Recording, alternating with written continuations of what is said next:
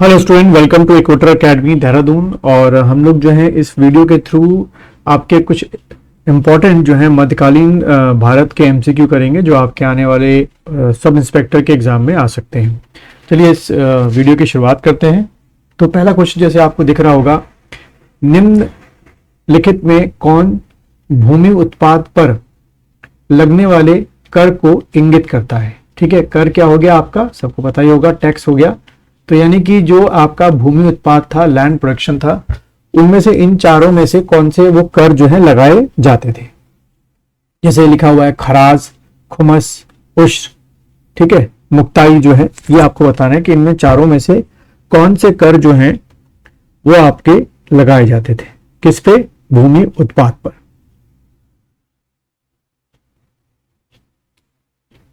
10 seconds का, 10 second का time लेंगे आप लोग, सोचेंगे इसका आंसर क्या हो सकता है।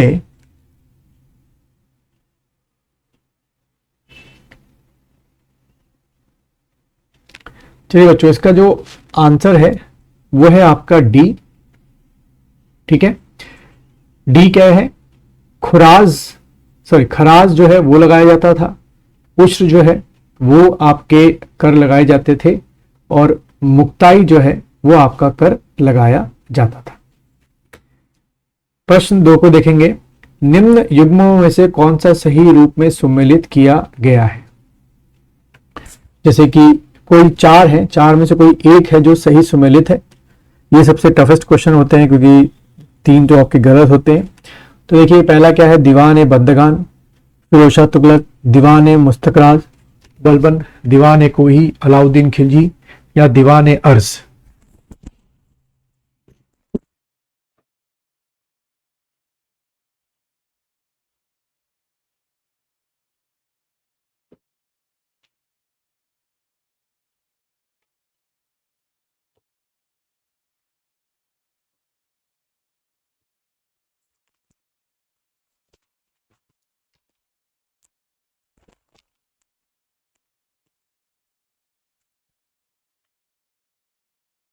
चलिए बच्चों, इसकी अगर मैं आंसर की बात करूं तो जो सही सुमेलित है वो आपका है क्या, दीवान बंदगान जो है, ये अलग से जो विभाग था वो फिरोज शाह तुगलक के समय में बनाया गया था।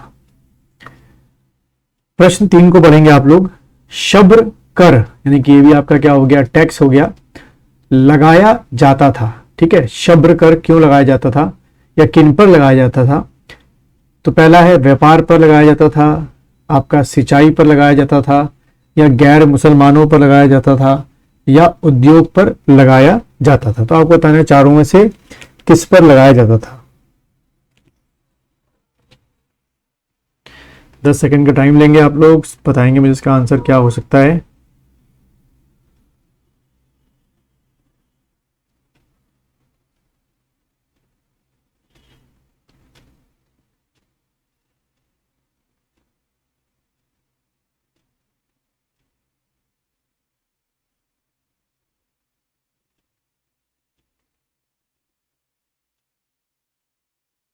चलिए बच्चों, इसके आंसर की बात करते हैं।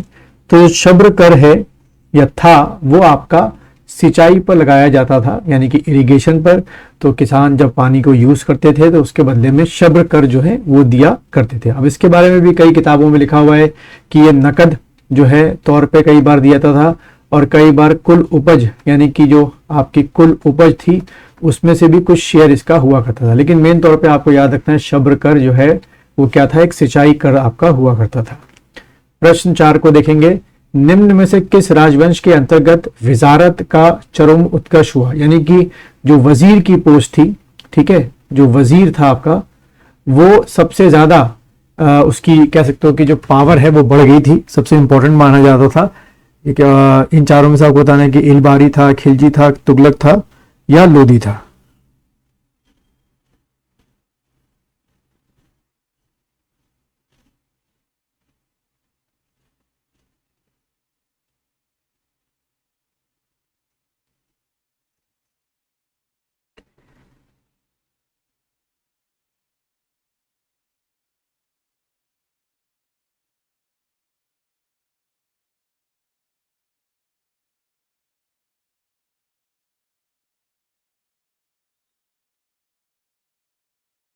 चलिए, तो वजारत या वजीर की बात करें किसके समय में सबसे पावरफुल था या हो गया था, तो वो आपका आंसर है तुगलक के समय में सबसे ज्यादा क्या था, ये पावरफुल हो गया था।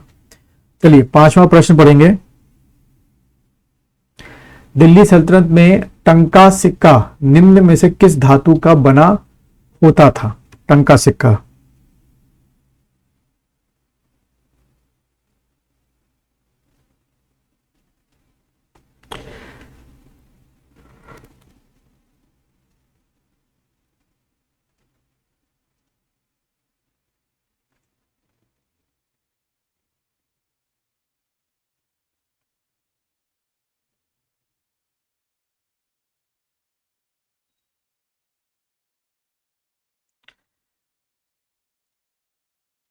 चलिए आंसर की बात करते हैं बच्चों, तो ये चांदी का हुआ करता था। क्या? टंका सिक्का। प्रश्न 6 देखेंगे। एक तरफ अधिकारी दे रखा है, एक तरफ आपका विभाग दे रखा है। इसको आपको मैजाफोरिंग नीचे से आपको आंसर निकालना है।